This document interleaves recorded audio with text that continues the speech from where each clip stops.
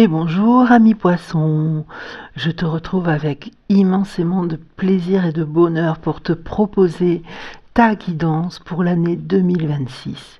Que tu sois du signe du poisson, que ce soit ton ascendant ou ton signe lunaire, nous allons voir ensemble ce que l'année 2026 te réserve. Ami poisson, une année 1 qui ouvre un nouveau cycle de 9 ans. Année 1 parce que tout simplement 2026, quand tu fais la somme de ces chiffres, tu arrives à 1, à 10, mais en fait 10 que tu ramènes du coup à 1. Et 2025, effectivement, qui a clôturé un cycle de 9 ans qui n'a pas toujours été simple.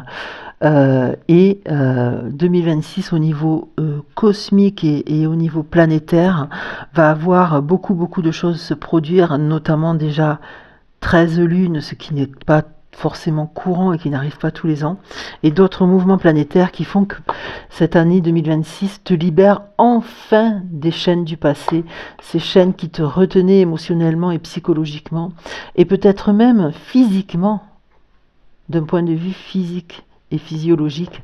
Et 2026, eh bien, t'apporte cette libération, l'apaisement, la guérison de ton âme pour que tu retrouves ton chemin de vie et que tu t'y épanouisses enfin. Et c'est magnifique, je trouve véritablement que 2026 puisse te permettre enfin de te libérer, de t'apporter cette guérison.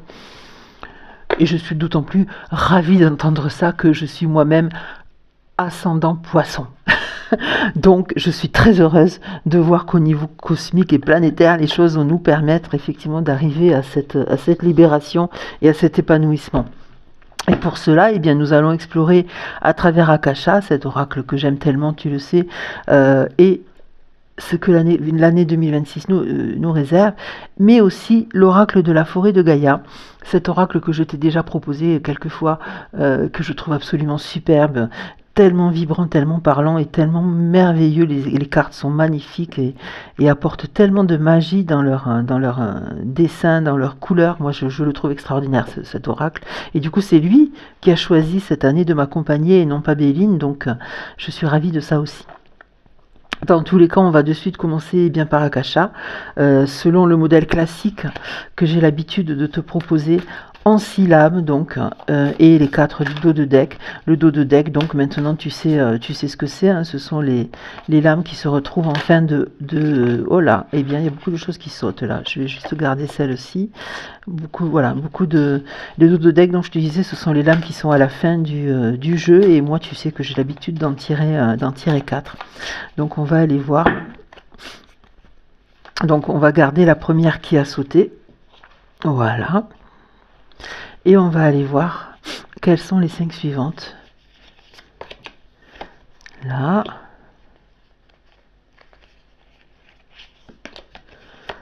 Voilà.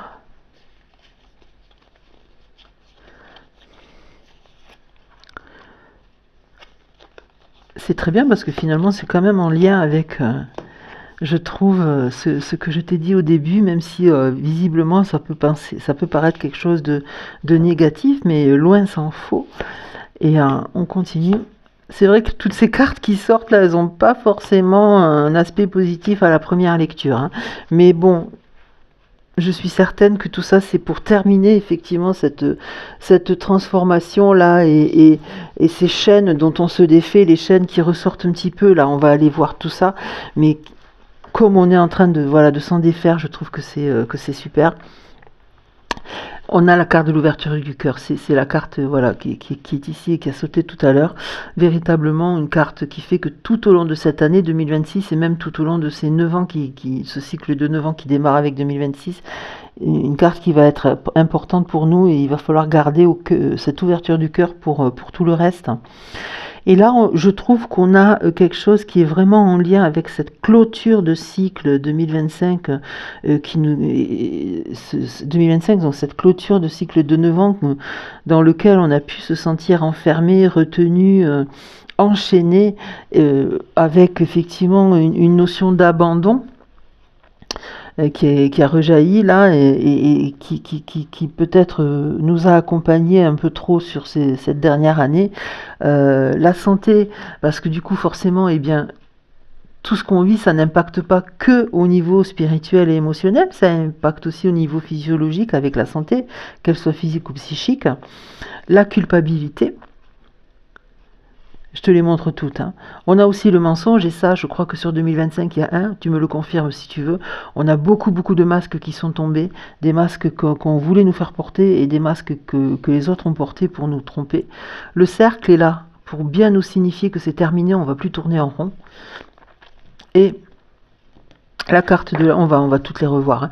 La carte de la difficulté, des difficultés, pardon, avec aussi la trahison qui est là. Ça, je crois que ça a été très prégnant sur cette fin d'année pour beaucoup d'entre nous. L'injustice aussi. Hein. Ouais. Et du coup, l'énergie yang. L'énergie yang qui est là pour nous dire, voilà, avec l'ouverture du cœur, eh bien, on va un petit peu tout mettre en œuvre et se bouger pour que les choses changent et que justement on termine de se libérer de ces chaînes pour aller vers ce bonheur auquel on tend. Donc en fait, si tu veux, moi ce que je trouve qui ressort beaucoup là, c'est comme je te disais, il y a un petit reliquat peut-être de 2025 et de l'année 9, de cycle 9, de 9 ans là, qui vient de se clôturer avec cette année 9. Avec un gros sentiment d'injustice qu'on a pu ressentir, hein, parce que je pense que probablement on a été jugé, on a été peut-être même injurié et malmené par des personnes pas toujours bienveillantes ou faussement bienveillantes ou tout simplement dans une espèce de méconnaissance de qui on est vraiment. Et ça a pu nous faire culpabiliser, hein, forcément ça nous a fait culpabiliser, c'est certain, et on a pu se sentir aussi du coup rejeté, abandonné, et malheureusement, oui, ça peut être encore un peu prégnant pour certains, et impacter sur notre santé, qu'elle soit psychique ou physique. Mais ce qui est positif, en fait, c'est que quand on prend cette carte-là, de ce cercle un peu infernal et qui est incessant, ce qu'on voit, c'est que cette personne, elle arrive au bout là, de ce cercle et qui a comme... voilà, tu vois, il y a une libération qui se fait là, il y a quelque chose qui s'est ouvert et qui fait qu'on va pouvoir s'y engouffrer pour se libérer et arrêter de tourner en rond un petit peu dans cette situation dans laquelle on est enfermé. Parce qu'elle n'est pas définitive. Et les masques ont commencé à tomber, hein, sur 2025, les masques ont commencé à tomber, et c'est très très bien, et il faut continuer de se libérer justement de ces personnes toxiques qui portent des masques pour nous faire croire des choses qui ne sont pas à nous, ou nous faire porter d'ailleurs des choses qui ne nous appartiennent pas. Donc tout ça, ça a généré des difficultés qu'on va balayer rapidement d'un revers là, du bâton, comme tu peux voir. Hein, ce personnage-là, effectivement, qui a un bâton, va pouvoir balayer ces buissons épineux pour continuer sa route, son chemin. Et c'est ce qui va se produire en 2026. Hein, c'est que tous ceux parmi nous, poissons ascendants ou lunaires, eh bien, nous allons effectivement balayer d'un revers de la main toutes ces velléités là qui sont là et qui ne nous appartiennent pas et qu'on voudrait bien nous faire porter, quoi, hein, parce que ce serait nous trahir nous-mêmes finalement, hein.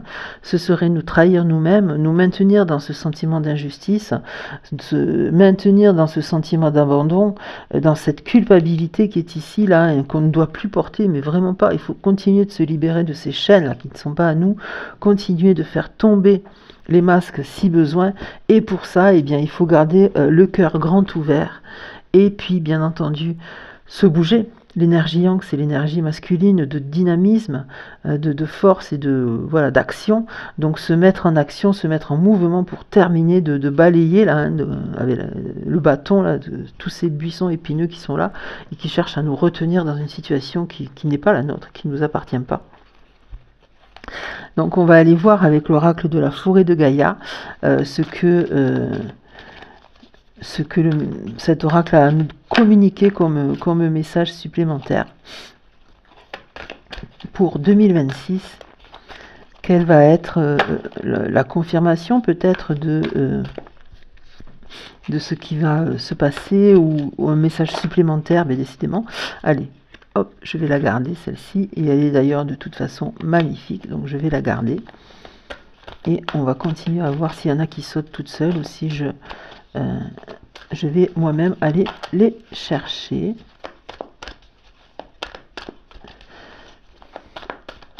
Allez, en voilà une autre là. Hop, je vais la prendre aussi. Parfait.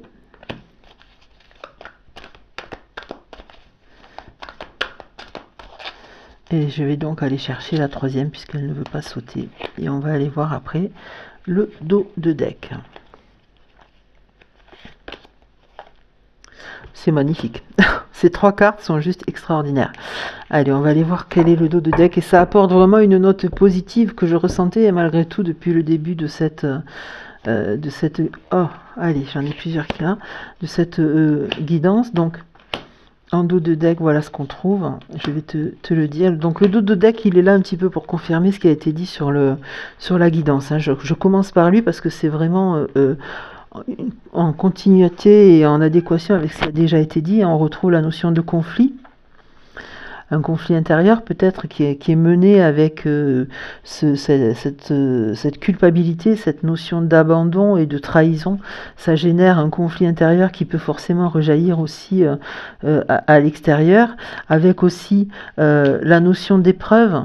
De se dire voilà, s'il faut que je me bouge, si j'ai des choses à faire, ça va être difficile ou ça va être une épreuve. C'est pas forcément le cas d'ailleurs, c'est pas forcément une épreuve difficile, c'est peut-être au sens positif qu'il faut le prendre en se disant que de toute façon ça va pas nous manquer. C'est ce qui me vient là sur cette carte véritablement du manque, c'est que ça va pas nous manquer parce que tout ça, ça mettait un frein à qui on est, un frein à notre épanouissement. Et d'ailleurs, c'est la carte qui est sortie aussi, je vais te la montrer, avec l'elfe. Tout ça, c'était juste là pour mettre un frein à notre épanouissement, donc ce ne sont pas des choses qui vont nous manquer. Et pour ça, eh bien, on a la carte du pardon qui est sortie, et c'est vraiment un pardon qu'il faut avoir en gardant le cœur ouvert, hein, comme c'est sorti là. Un pardon pour déjà se pardonner soi-même, peut-être de s'être laissé enfermer. Des fois, on laisse les autres nous enfermer, hein.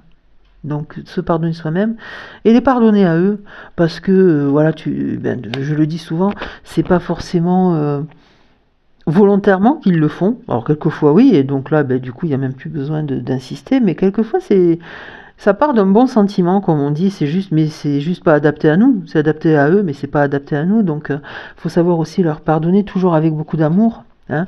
L'ouverture du cœur, ça signifie aussi beaucoup d'amour à garder dans le cœur et toujours avec la bienveillance et la gratitude, tu le sais, hein, avec l'amour, ce sont pour moi les 3 énergies les plus puissantes qui existent sur Terre. Et tout ça, ça va te permettre de recréer l'interconnexion nécessaire. Hein. Tu vois, on a l'arbre de vie qui est là avec ses racines, effectivement, qui vont faire que tu vas travailler ton ancrage et tu vas pouvoir trouver cette connexion entre le ciel et la terre pour t'ancrer et recréer du lien aussi, j'ai envie de dire. Recréer du lien maintenant que les masques sont tombés, que tu as déblayé et mis à jour certaines choses. Recréer du lien. Je la vois comme ça, cette carte de l'interconnexion. Peut-être avec certaines de ces personnes qui portaient des masques ou pas. Hein, peut-être d'autres personnes, en tout cas plus bienveillantes et plus alignées à la personne que tu es là et que tu es devenue. Et tout ça, et je termine sur celle-ci qui est magnifique, va te permettre effectivement d'arriver à l'épanouissement, à la personne que tu es vraiment, ce vers quoi tu tends. Et c'était véritablement ce que je te disais en tout début. Tu vas retrouver ton alignement, ton chemin de vie pour t'épanouir enfin. Et c'est vraiment ce que je te souhaite sur 2026. Et pour terminer, je vais te proposer une petite carte de l'oracle de la mission de vie d'Isabelle Serre, un oracle que je t'ai déjà proposé aussi, que j'ai complété des 18 lames qu'elle a elle-même rajoutées sur cet oracle. Donc du coup, c'est vraiment sa version complète que je vais te proposer pour aller voir tout simplement quelle va être sur 2026 ta mission de vie, vraiment le sens que tu dois donner à ta mission de vie, à ton chemin pour cette année qui commence là au 1er janvier. Cette année 1 qui ouvre un nouveau cycle. On va aller voir vraiment ce que 2026 va te proposer. Je vais aller chercher du coup une carte en coupant tout simplement, puisque là cette fois-ci il n'y en a aucune qui a envie de sauter du jeu.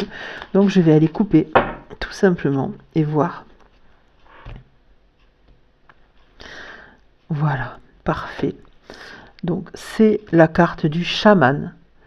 On va aller lire dans le petit livret. Alors on verra dans lequel de petit livret ça se trouve, puisque du coup maintenant j'en ai deux, puisque j'ai donc comme je te disais les 18 lames complémentaires. On va aller voir ce que le chaman a comme message à nous délivrer. Est-ce que c'est dans celui-là ou est-ce que c'est dans celui d'après?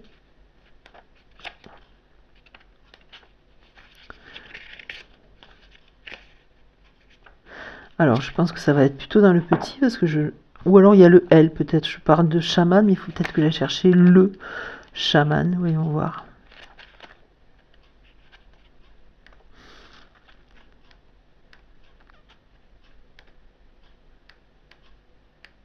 Le chaman, voilà. Il est ici. Donc apparemment, ce que je vais te lire, c'est en lien avec la nouvelle lune qui est la prochaine. Donc du coup, hein, je te dirai le complément tout à l'heure. Alors, tes guides te disent bien que tu es un chaman. Tu es une âme qui a pour mission de vie d'aider les autres à travers la guérison. La guérison, je te rappelle au début quand même que c'est ce dont je te parlais pour toi-même. Hein. De par ton côté chaman, tu peux avoir des difficultés à être vraiment ancré, ce qui entraîne des blocages au niveau de ton chakra racine, et cela peut te donner des problèmes de santé récurrents, et même des douleurs dans le bas du dos. Il faudra donc prendre le temps de travailler sur ton ancrage. Tu as de très grandes capacités pour transformer l'énergie, et surtout tu as une très grande empathie. Tu as aussi un lien puissant avec la nature et les animaux, tout comme tu as besoin de rituels dans ta vie.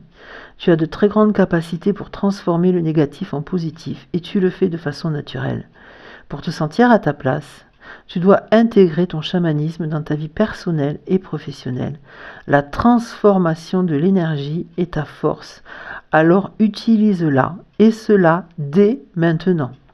Donc là, véritablement, c'est dès le 1er janvier, même si on te parle de nouvelle lune, où on te dit tes guides, te disent bien que la nouvelle lune va être significative pour ta vie professionnelle, avec la manifestation d'un signe très important.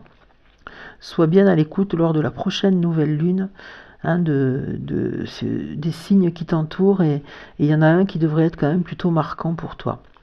Cela peut être un événement concret ou un signe très important. Tu es dans une énergie de nouveau départ et de nouvel envol en lien avec ta vie professionnelle, et tu vas évoluer vers une nouvelle lumière.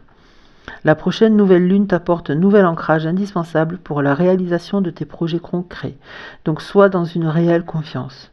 Tout se déroule ici et maintenant, et tu as franchi les étapes les plus difficiles. Tu as réussi à dépasser tes anciens blocages et à sortir d'anciens schémas de fonctionnement qui ne te sont plus utiles. Ça, tu vois, c'est ce que je te disais, tu t'es libéré, hein, tu t'es véritablement libéré d'un fonctionnement qui n'était pas le tien. Et c'est ce qui est ressorti hein, en début avec Akasha. Sache que le renouveau est là, et la nouvelle lune va te confirmer que tu es dans une énergie de lâcher prise et de nouvelles directions. C'est magnifique parce que c'est vraiment une confirmation de tout ce qu'on vient de dire. Hein. Voilà, tu t'es libéré, ou tu es encore en train de te libérer, mais voilà, il faut surtout être très attentif à la prochaine nouvelle lune. Regarde bien quand est-ce qu'elle tombe et à quelle heure précisément dans le coin du monde où tu es et de où tu m'écoutes, pour voilà, être bien attentif durant cette période aux signes environnants pour savoir quel est celui vraiment qui va te donner, t'apporter une lumière et un cap à suivre. Voilà ce que les guides et les cartes avaient à te dire pour ton année 2026, ami Poisson. Une année que je te souhaite bien sûr absolument émerveilleuse. Et je te retrouve très très rapidement pour une nouvelle guidance. Ciao ciao ciao.